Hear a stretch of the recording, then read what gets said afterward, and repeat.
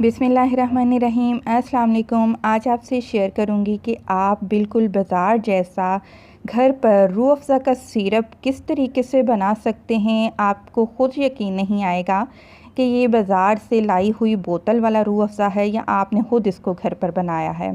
तो रूह अफ़ज़ा बनाने के लिए आपको चाहिए होगा 1 किलो चीनी। 1 किलो चीनी के साथ मैं आज आपको रेसिपी बता रही हूँ। जिस कप से आपने चीनी मेजर करनी है उसी कप से आप 2.5 कप पानी ले लीजिएगा। और मेरे पास है ये रूह अफ़ज़ा एसेंस, आपको किसी भी राशन वाली दुकान से आराम से मिल जाएगा। रूह अफ़ज़ा एसेंस नहीं मिलता, केवड़ा एसेंस डाल लीजिएगा। और ये मेरे पास है टाटरी, फटकड़ी नहीं है, टाटरी है, क्योंकि अक्सर लोग फिर कमेंट करके पूछते हैं आपने टाटरी डाली है या फटकड़ी, तो हमें खटाई चाहिए इसलिए ये टाटरी है। तो रेड फूड कलर पानी में मिक्स करके मैंने रख लिया है। तो एक स्टील का बर्तन लेंगे और चूल्हे पर इसको रखेंगे। सबसे पहले इसमें हम चीनी शामिल कर देंगे और फिर हम इसमें पानी शामिल कर देंगे। और चूल्हे को हमने जला लिया है और साथ ही हम इसमें रेड फूड कलर डालेंगे। अच्छा जी, ये जो कलर है ये डिपेंड करता है क्वालिटी पे कि कौन सी क्वालिटी का है, कौन से ब्रांड का है, हल्का कलर है या तेज़, तो उस लिहाज से आप ये कलर को एडजस्ट कर लीजिएगा।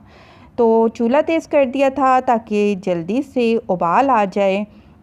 और आप देख सकते हैं कि पानी में उबाल आ चुका है और इसको हम वक्फे वक्फे से हिलाते जाएंगे। ये बहुत ही ज़बरदस्त ये ड्रिंक बनकर तैयार होता है। और ये रूह अफ़ज़ा से बहुत सारी चीज़ें आप फ़ालूदा बना सकते हैं, लस्सी बना सकते हैं, आइसक्रीम, केक, और दूध में बनाएं या इसमें तरबूज़ के शरबत में डलता है, फ़ालसे के शरबत में डलता है।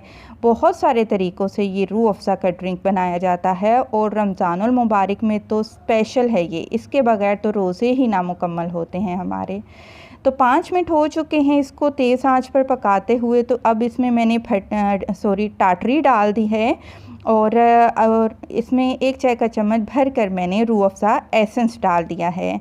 अच्छा, फिर मैं बता दूं, रूह अफ़ज़ा एसेंस नहीं है तो आप केवड़ा एसेंस या फिर रोज़ वाटर का इस्तेमाल भी कर सकते हैं, उससे भी बेहतरीन खुशबू आएगी, तो आपका ड्रिंक अच्छे से बनकर तैयार होगा।